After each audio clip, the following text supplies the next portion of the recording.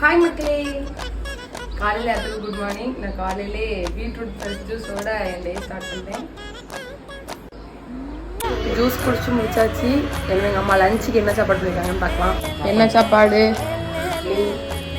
Idli, sambar, rice. காலையில் எழுந்துச்சு கிளம்புறதே ரொம்ப கஷ்டமாக இருக்கு மக்களே. சாப்பாடு டெய்லி பேக்ல வச்சு எடுத்து போறதே பெரும்பாடு.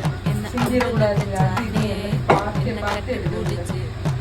அம்மா 2 புது டிஃபரெண்ட் பண்ணிருந்தாங்க. சாப்பாடு போட்டு